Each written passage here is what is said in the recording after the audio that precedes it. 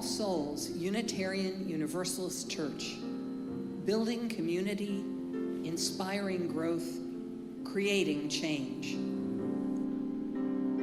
Here in the heart of Kansas City, we come together to create this hour of shared reflection so that we might be renewed in courage for these times and inspired to lives of greater dignity, higher purpose, deeper generosity, and more effective action. If you are new to Unitarian Universalism or to our congregation, we want to get to know you and share a part of your journey. If this place is already your spiritual home, welcome back. We need one another, and it is good to be together again. We are so excited to be together in person again after almost 2 years of gathering only online during the coronavirus pandemic. Nevertheless, through the gifts of technology, we continue to celebrate community and connections with each other online also, as we lean into the values of justice, compassion, and reason. Together, we learn the love that has the power to overcome both loneliness in the heart and oppression in the world. Welcome to our service this morning. May the words and music and images that we offer today nourish our best selves, calling forth abundant wisdom and love. Arise, O souls, arise.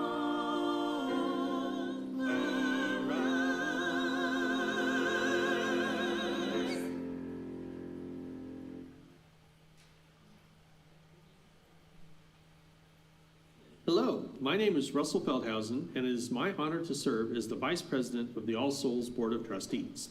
I'm here today to share information about the upcoming All Souls Annual Meeting. As required by Article 4 of our Constitution, we must hold an annual meeting of our society in May each year. This year's meeting will be held on Sunday, May 22nd at 1 p.m. in the church's Bragg Auditorium. If you are unable to attend in person, the meeting will also be available via Zoom, so you can join using a computer, tablet, or smartphone, or you can even call in using a regular telephone. The information for joining on Zoom can be found on the main page of our website at allsoulskc.org. Look for the Community Connection link on the home page. The purpose of the annual meeting will be to adopt an annual budget and to elect incoming members of the Board of Trustees and various church committees. In addition, we will be voting on several items, including a request for a grant from the endowment, amendments to the church constitution and bylaws, an amendment to the church mission statement, and a ratification of business conducted online during the pandemic. Details about each of these items can be found on the church website or in the newsletter. To facilitate holding our annual meeting both in person and online, we have adopted a process to make sure every voting member is informed and able to cast a ballot. On Friday, May 13th, an email will be sent to all certified voting members containing information about the meeting and how to cast your vote. If you do not receive this email but believe you should have, please send an email to board@allsoulskc.org and we will look into it. For members attending in person, a paper ballot will be distributed at the annual meeting, and we will follow standard parliamentary procedure for handling voting in person. Members may also submit a form to allow someone else to vote as an in-person proxy on their behalf. Details for proxy voting can be found on the church website or in the newsletter. For members attending online via Zoom or members who are unable to attend, a ballot will be sent via email shortly before the start of the meeting. That ballot must be submitted online within 10 minutes of the time that ballots are collected at the annual meeting in person. However, if you run into any technology issues or prefer not to use the online form, we will provide information during the meeting for how to cast your vote via phone. We will then tabulate the results and share them by the end of the meeting.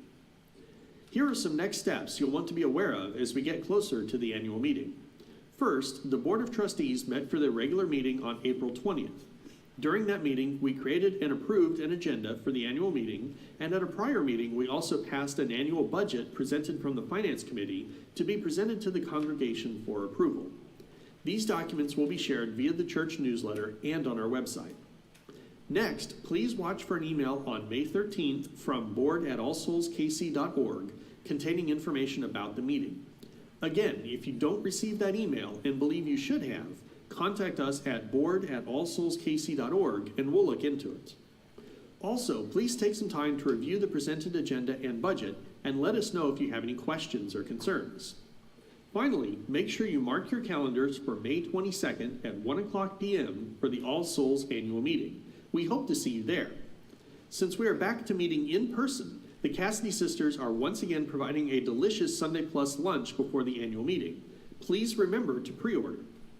We hope that this process will allow everyone to attend the annual meeting and feel that their voice is heard. As always, if you have any questions, comments, or concerns, please email the Board of Trustees at board@allsoulskc.org or reach out to any board member. Thank you.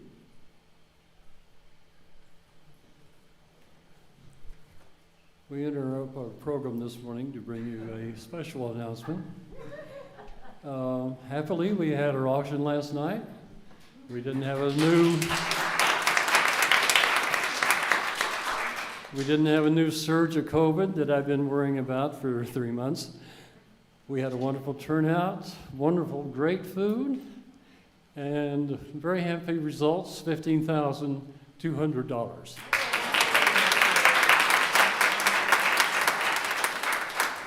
And I must say thank you to everyone who helped. We got like 70 or 80 people who do one thing or another to make this happen. Thank you all. Good morning. Morning. Welcome to Music Sunday 2022. Yeah, I know, that deserves a call. This time last year I was in a little bit different shape, so I'm happy to be here this year. Among the things that many of us have missed greatly during these past 2 years of COVID precautions has been hearing and making music together, whether as a congregation or a choir or soloists or bells or other small groups. There are fewer and fewer institutions in our culture where participatory music is an element anymore. Increasingly, our tastes are idiosyncratic and private, and music is either a soundtrack background, lest we accidentally experience a moment of actual silence, or else something that we leave to the talented and the professionals. Church is one of the few spaces where we are invited to sing together and to honor the power of music to engage our deepest humanity.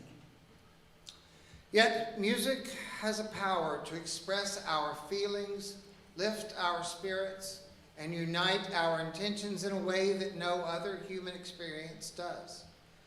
It has been a source of solace. To the oppressed, it has given solidarity. To communities of resistance, it has been the voice of protest and conscience to the privileged.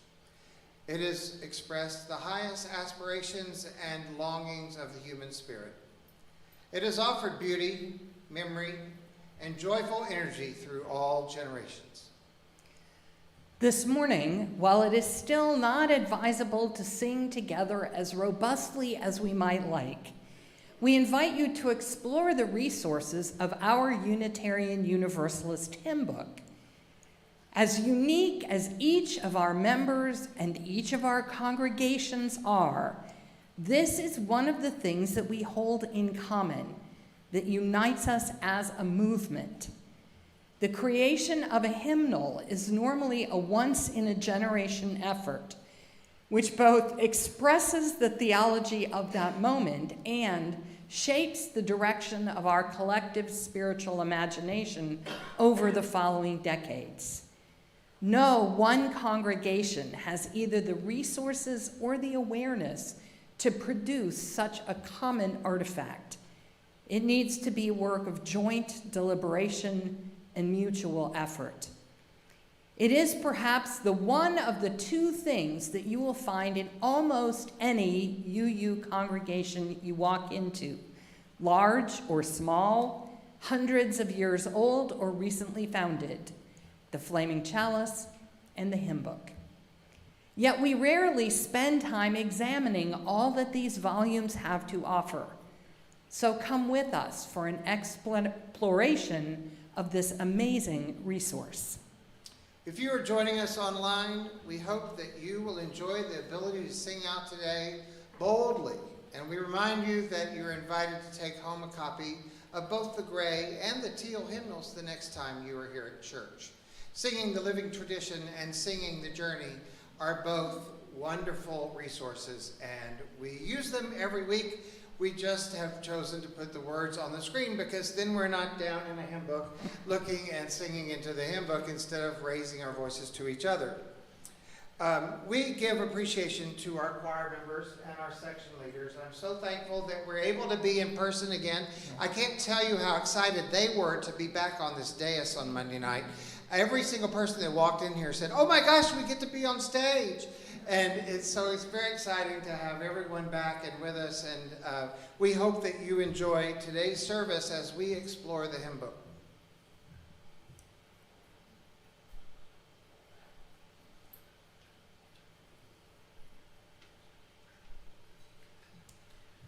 We light this chalice in celebration of the power of music to bring us together into a covenant community of memory and promise, for moments of reflection, inspiration, and renewed commitment. May people everywhere find joy and connection wherever music fills our spirits and we lift our voices together in song. Please tell us in the Zoom chat where your chalice is lighted if you are participating online. And now let us rise and speak together the words of our covenant promise. Together we affirm, goodwill is the spirit of this church, and service is its law. This is our great covenant, to dwell together in peace, to seek the truth in love, and to help one another. For the moment, you can be seated. We're going to begin this morning with a warm-up with our choir, and we're going to sing a very famous Scottish tune that we all know, and it'll be fun to just warm up. So let's join together. So choir, if you will, join me.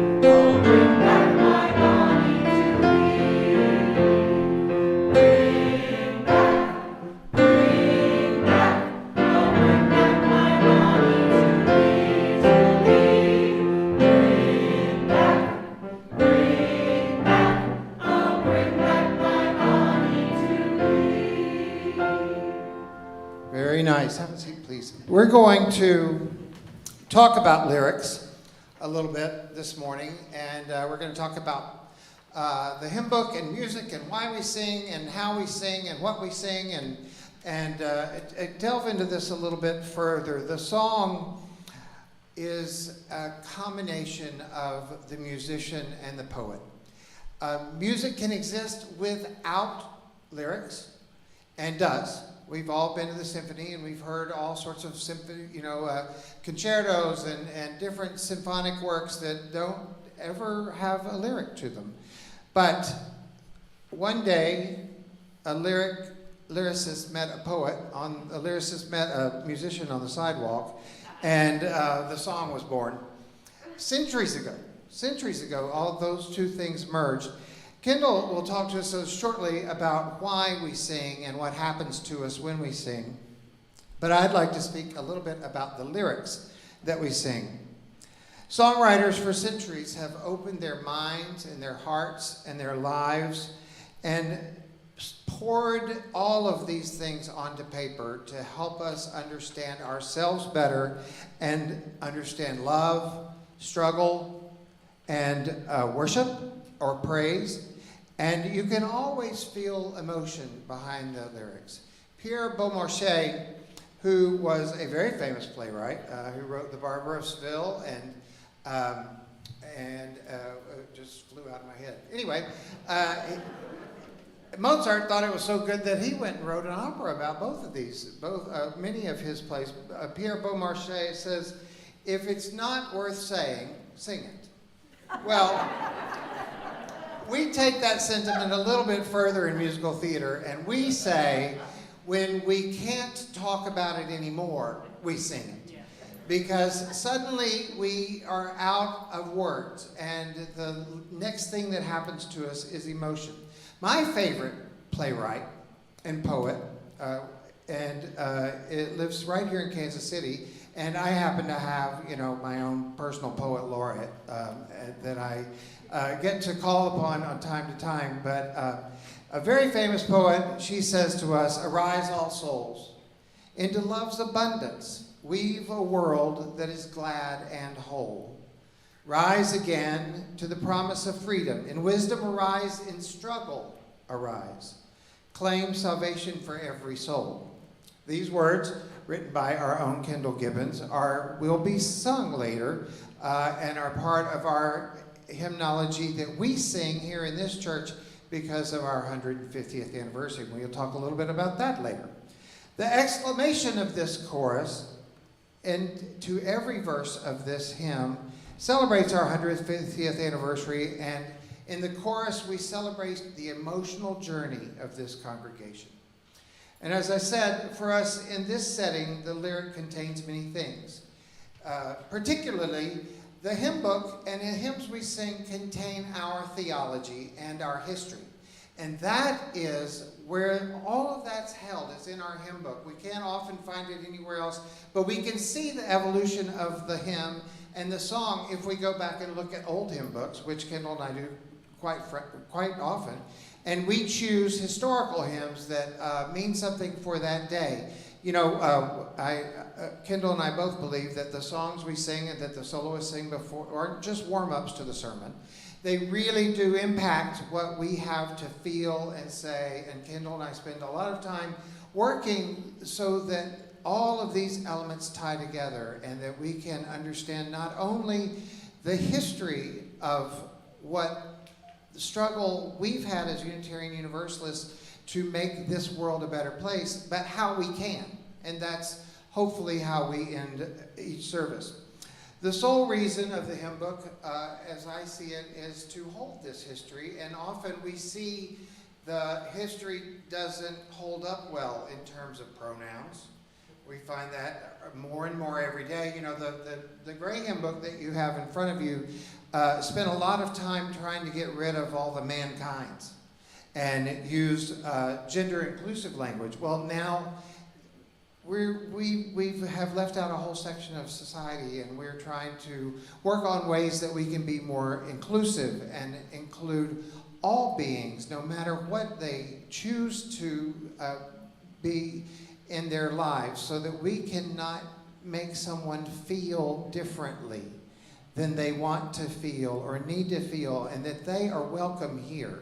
And that is the purpose of song in this congregation, as far as I'm concerned, is to bring us together and make us feel welcome and enjoy our presence and time together. And as Kendyl said in our opening words, we don't sing much out in public, maybe in our cars, but this is a great chance for us all to get to sing together, and she's going to talk about what happens to us when we sing together. And we're going to experience that right now. We're going to go back to My Bonnie, and we're going to take that lyric on as not looking for the King of Scotland, who the lore is that song was written about. But we're going to make it more personal. And our Bonnie is over the ocean, and our Bonnie has been a victim of a war crime and is stuck and can't get back to us. And this is our only way of expressing and yearning for our significant other or our loved one in our lives that can't be back to us. So let's look at my body in that respect.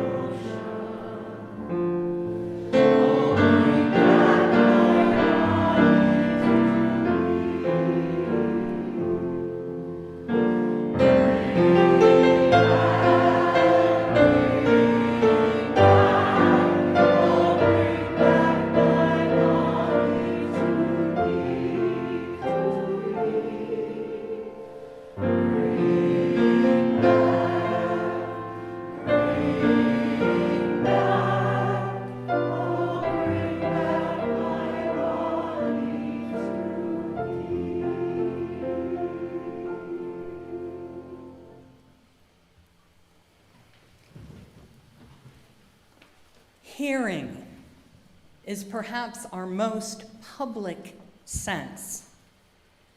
You can easily touch something that no one else is touching, or taste something that no one else is eating. People in the same environment may focus visually on different things and literally not see what someone else sees. But when there is a sound in the environment, pretty much everyone will be aware of it and affected by it. The same air vibrates around us, and we cannot easily close our ears as we can close our eyes. Sound creates a largely common experience and a connection among those who share it. And in fact, we are designed for shared experiences. They are essential to our thriving as humans. Evolution has made us a social species, and we do not function competently without a certain level of contact with others of our kind. We've seen this over the past 2 years. The technical term for this is that we have open limbic loops. Our most basic bodily functions become unstable in isolation. We need the presence of others to help us regulate our breathing, our heart rate, our blood pressure, our digestion, our immune systems, our hormonal fluctuations, our sleep rhythms. We must literally breathe together. Infants are known to fail to thrive and actually die if deprived of the human contact that helps them to regulate their immature systems. And we are only slightly more independent in our more mature physiology. The most intense form of mutual limbic regulation in humans is found between mothers and nursing infants, who exchange every kind of information in that connection, including antibodies and hormones. It is thought that women who live together over time tend to align their menstrual cycles. The second most intense mutual regulation, not surprisingly, is consensual sexuality. But the third most intense might surprise you. It is the act of singing together, especially in a large group. When we sing with other people, we synchronize our breathing and find a common rhythm, which also brings our heartbeats together. Blending into a common tune creates shared vibration in both bodies and brains, while remembering rhyming words together invites us into a common focus of memory and the satisfaction of accomplishment. If the words and the tune are reminiscent of poignant experience or aspiration, they evoke shared emotional attachment and excitement. Singing in harmony creates even more complex mutual dependence and aesthetic suspense, release, and satisfaction. The humanist poet Ken Patton says this about church: "We come to be reminded that our human siblings surround us. Their voices stir the surrounding air with the gladness of our spoken names. We enlarge our own voices in common speaking and singing. And we try again that solitude found in the midst of those who, with us, seek their hidden reckonings. By gathering together for worship, we nurture our connections to other humans. Each of us helps to stabilize others, just as others help to stabilize us, in ways that we are sometimes aware of, but mostly not. When we stand and sit and move together, we are completing that open limbic loop in each of us, most especially when we sing together and our breathing and our pulses synchronize. We are connected not just emotionally, but physically as well. When you think about it, everything we do here in this congregation is finally a conspiracy, a breathing together for the sake of changing the world. Once you are part of that conspiracy, you are never really alone. Even in your solitary meditation in the forest or the hermit's cell or your own living room, you are still connected to the community of practice, of memory and promise. The place where you once heard the song and felt your spirit resonate is a place where some part of your soul will be forever at home, as with this hymn. Will you rise as you are able and join with me and the choir and sing a song written by Kendyl and Jason Shelton for the retirement of Nancy Anderson at the Unitarian Universalist Church of Las Cruces, New Mexico. It's one of our favorite songs here in the choir, and please join along with us as we sing Life Calls Us On.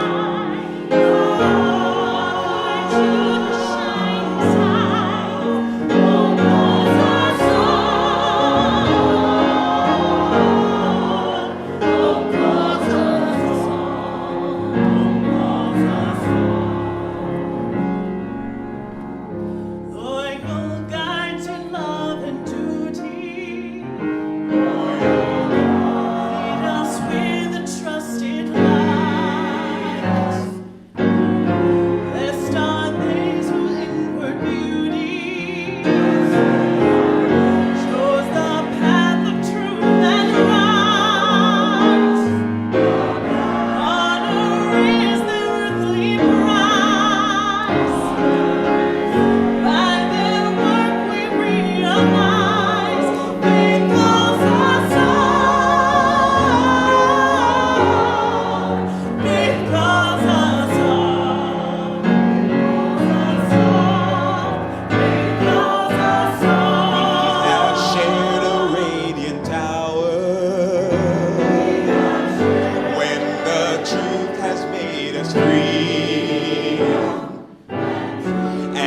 the Spirit's gracious power. Dreamed of good that yet shall be. Right the path before us lies. Joyful pilgrims now we rise. Life calls us on. Life calls us on. Life calls us on.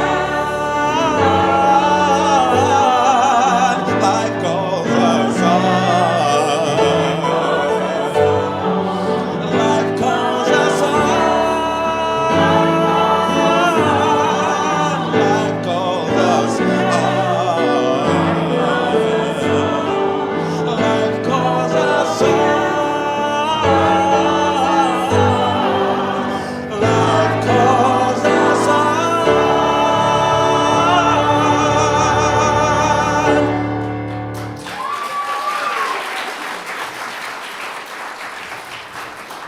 See, it does all those things. Singing is amazing, and we, as a congregation, have enjoyed a long history of singing. And one of the ways that we've tried to be more inclusive to communities that aren't ours, and we want to make sure that they feel included when they walk in the door, because how we sing matters. One of the ways is we've tried to learn different languages of Spirit of Life. We of course know it in English, and we sing it in English all the time, and we've sung it in Spanish too. And we're going to do that again today. If you'll please let us see. Okay, so there we go. We're going to practice our Spanish. Ready? Fuente de amor. Fuente de amor. Ven hacia mí. Ven hacia mí. Y al corazón. Y al corazón. Cantale tu compasión. Cantale tu compasión. Sopla al volar. Sopla al volar. Sube en la mar. Sube en la mar. Hasta moldear. Hasta moldear. La justicia de la vida. La justicia de la vida. Arráigame. Arráigame. Libérame. Libérame. Fuente de amor. Fuente de amor. Ven a mí. Ven a mí. Ven a mí. Ven a mí. Perfect. That was amazing. We'll sing that in just a second. The other way we have learned to sing Spirit of Life, and to let Spirit of Life be a something that we can add to our canon of things that we do together that are more inclusive, is we've learned with Lynisa's help an ASL, not ACL, that's in your knee, ASL interpretation of Spirit of Life, and they're going to help us review that, and then we'll sing all three versions and perform all three versions together. So take it away. This is the sign along. So everybody shake out your hands, stand up if you want to, and we will just quickly go over the signs that we have learned from Lynisa. The first is spirit. The next is... If you want to spread out, Right. Dude, If you're feeling yeah, constrained if you're because you're going to feeling knock your restrained, neighbor sideways, get move. in the aisles, go meet your All neighbor. right. Yeah, there you go. All right. Spirit. Life. Come. Sing. My. And heart. Love. Wind. Blow in the wind. Sea. Rise in the sea. Hands. Move in the hands. Give. Justice. Roots. Wings. Freedom. Free.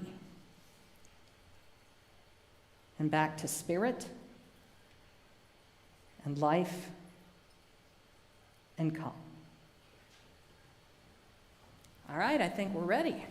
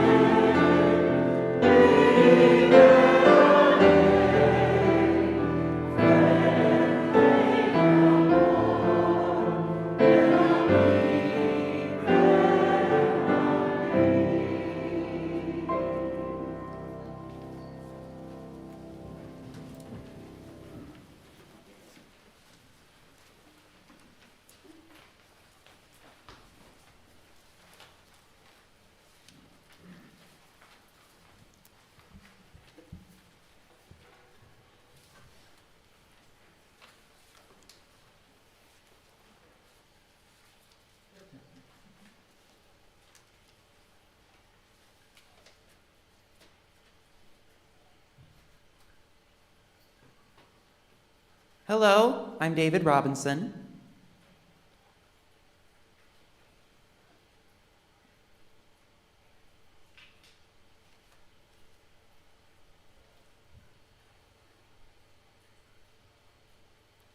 I've been a member of All Souls since 1997. I'm a member of your Board of Trustees.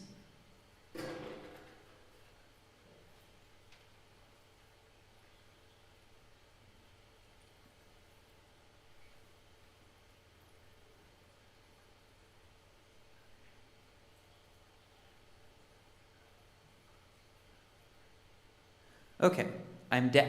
I grew up wearing hearing aids. I did not use sign language.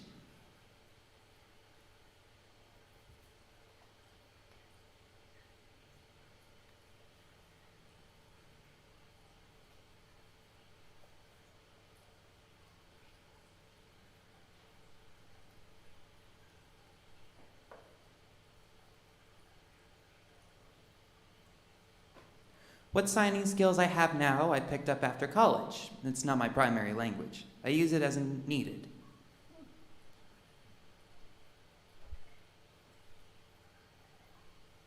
Now I have cochlear implants.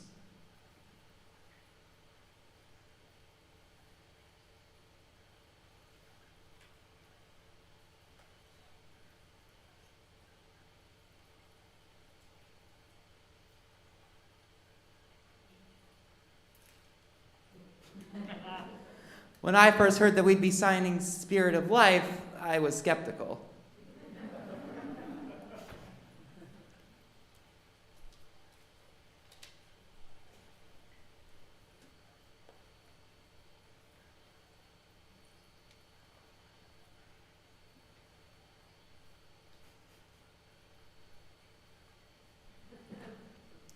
I thought, here we go again with another one-time sign language is so cool event.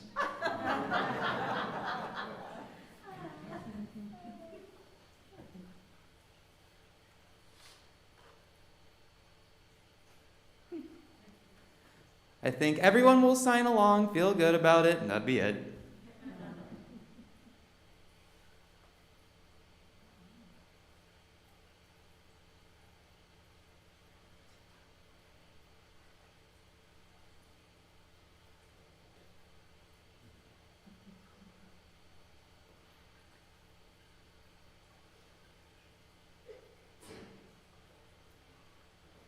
But no, Kendyl and Anthony had other plans.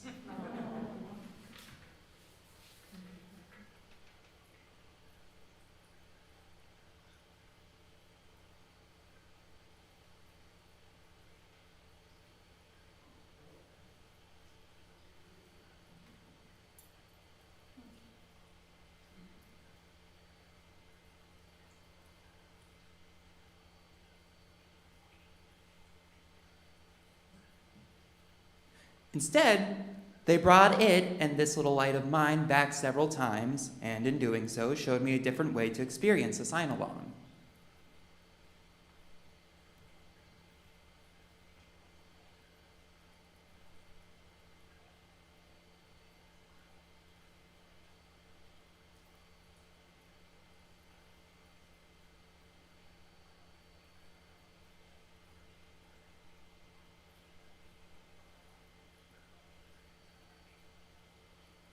Now, when you all sign along, I see a message of welcome, an invitation to be a part of the All Souls community.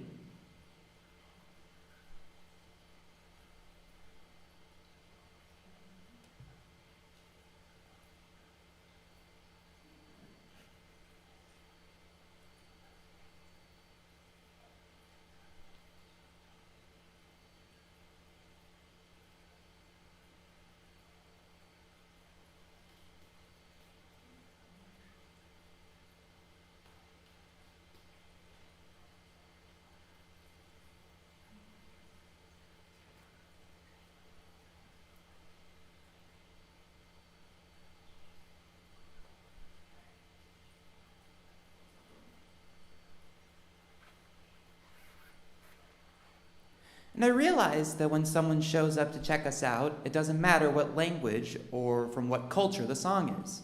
If we are singing, or signing, to send that message of welcome, that's an invitation to join our community.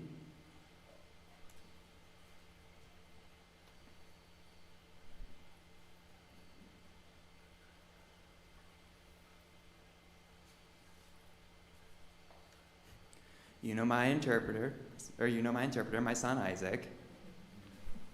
He grew up here. Let's hear from him now. I'm thankful to have been a young member of All Souls for all my life, and I felt at home with my RE classes in the choir.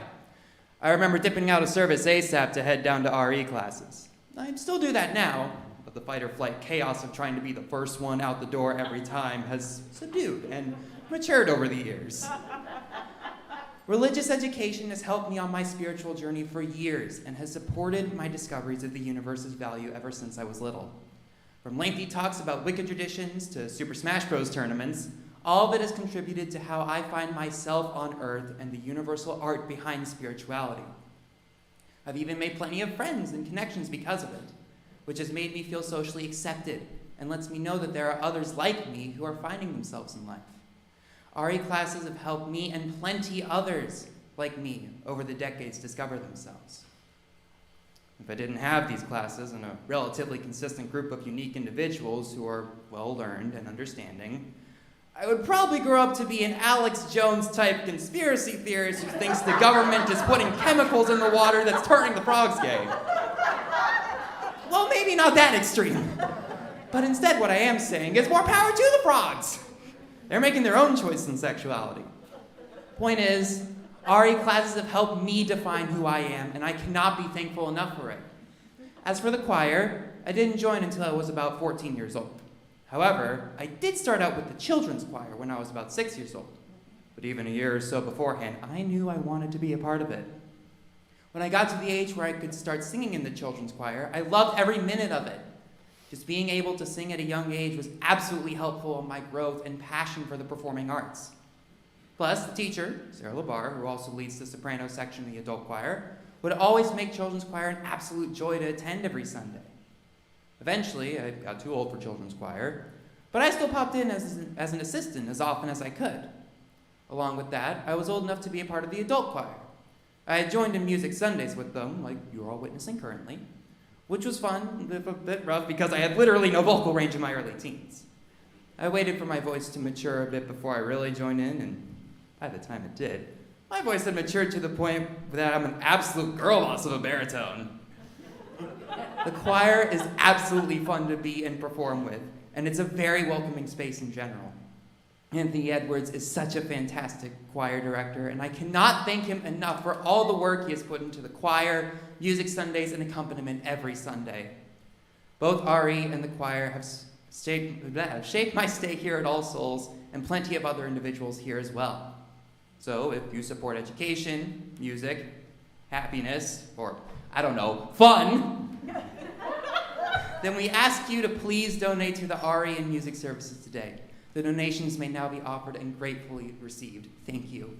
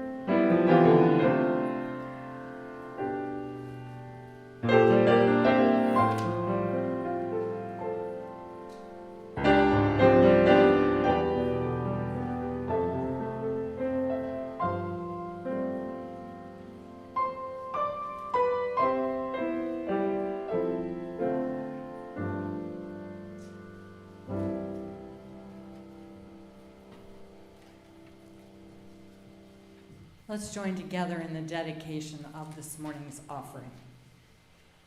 We dedicate our offerings and our actions to the mission at the heart of this congregation, to build a respectful, caring community, to inspire personal and spiritual growth, and to create change toward a just and compassionate society. Will you join me in the number is number 113, and I'd like to sing just the first verse of Where Is This Holy Church? You can look it up in your book. It's there after 112 and before 114. Or you can look up on the screen, and the words will be up there. We're just going to sing the first verse.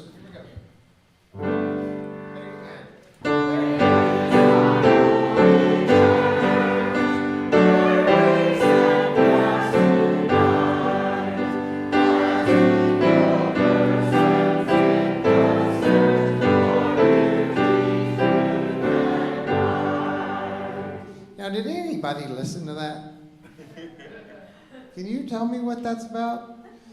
Did anyone pose a question in that verse that made you think about where your holy church was? This is one of the things that Kendyl asked me to do several years ago with this hymn, and we've done it now with almost all of our soloists, and we've done it many times with the congregation, and this is an interesting hymn and a fun hymn because the first phrase of every verse poses a different question, and we're able to answer that question. So Darrington is going to offer those questions to us today, and we're going to answer him.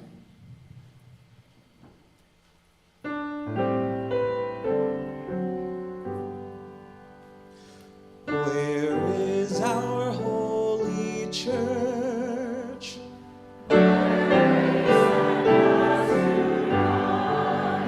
As we call persons in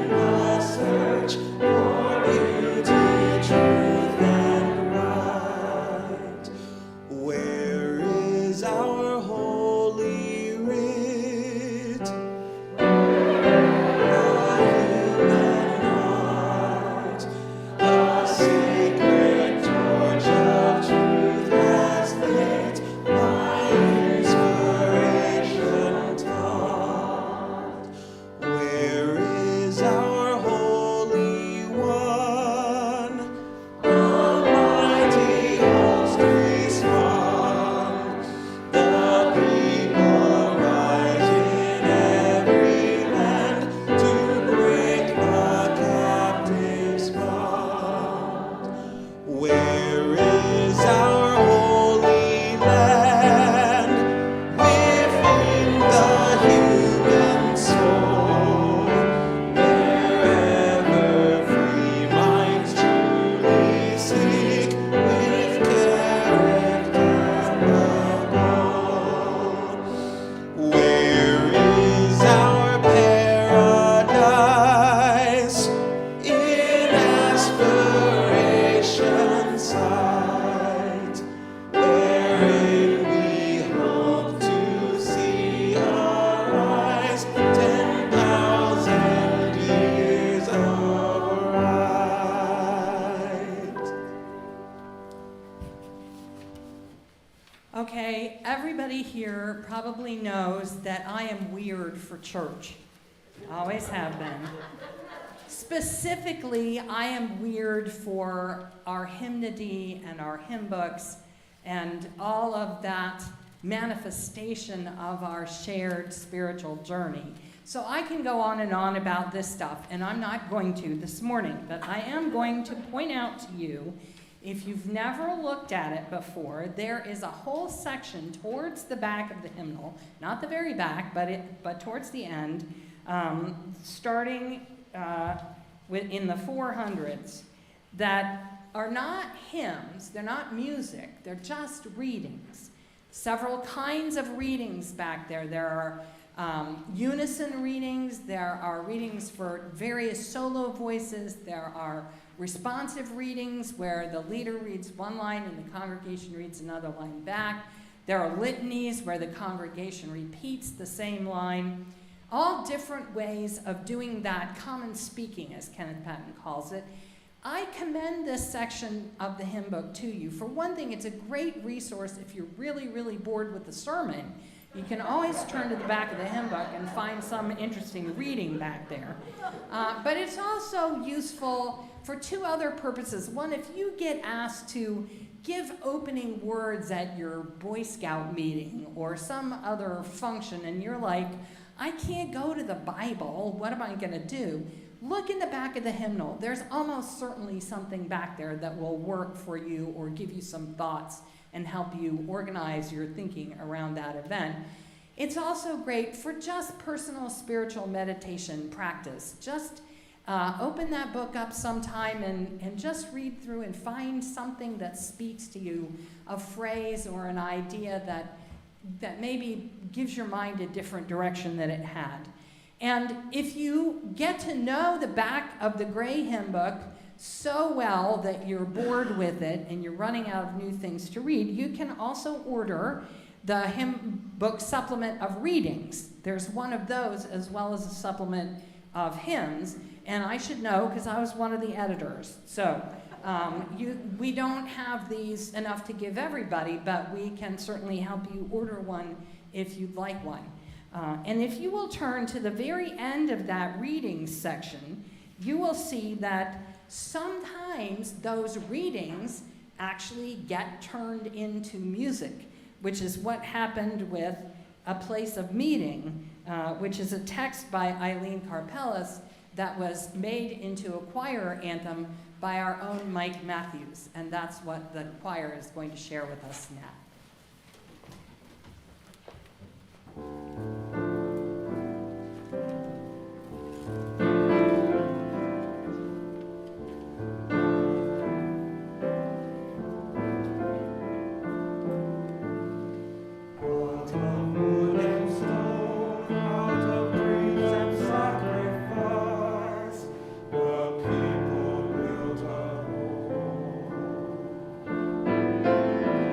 Out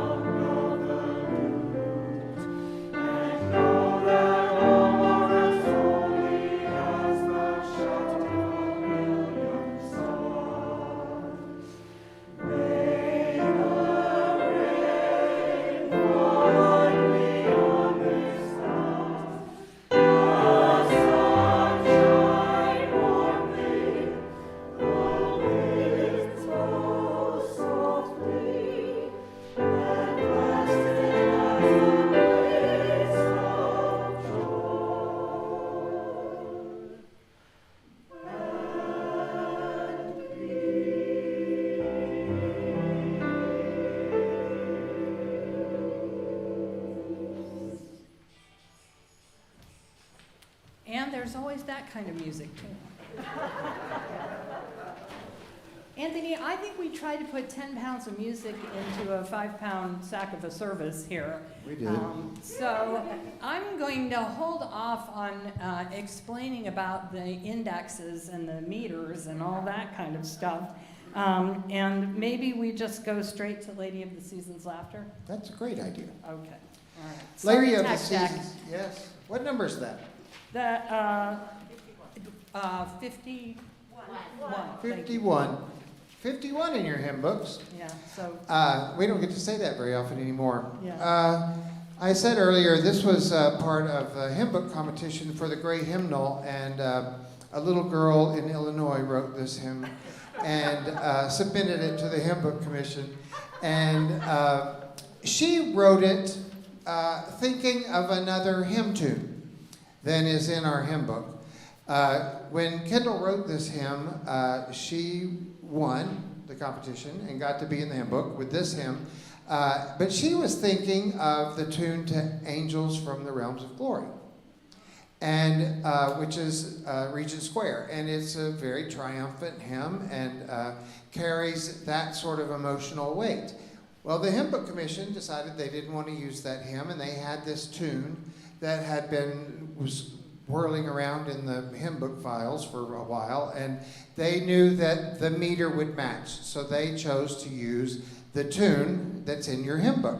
So what we're going to do, with the choir's help, and we're going to sing verse 1 and 2 to Regent Square, and then sing verses 3 and 4 to the hymn tune that's in the hymn book, which is called Julian.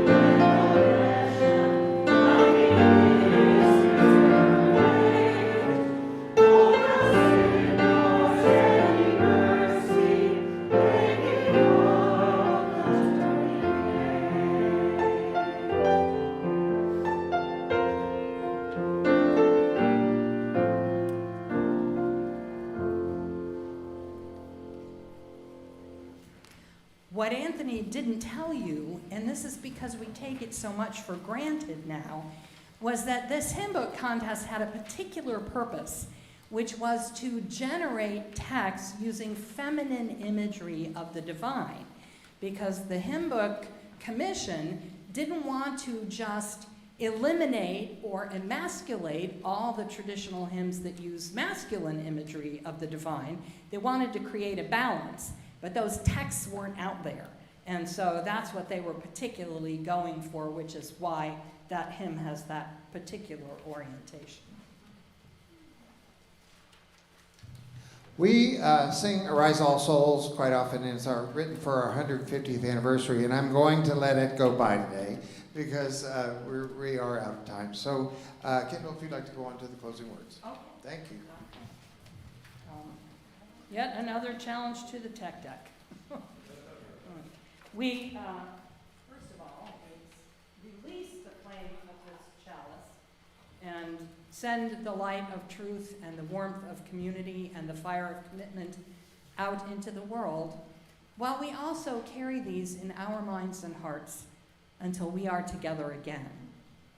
Now, while we have been celebrating the power of music this morning, our children have been preparing for the festival of Beltane, the midway point between the spring equinox and the summer solstice, also called May Day. This is the time when the renewal of the natural world is at its most intense, with flowers blooming, trees blossoming, plants emerging, and baby creatures everywhere. One ancient Beltane custom that has survived into recent eras was to hang a basket of flowers secretly on the doors of loved ones and friends in order to bribe the summer fairy folk on behalf of those friends and thus bring them good fortune. Today, the young people of this congregation wish you good luck with the gift of May Day flowers that they have made. So let us welcome this bright season with the gifts of beauty, in song and in flowers, with glad spirits and uplifted hearts.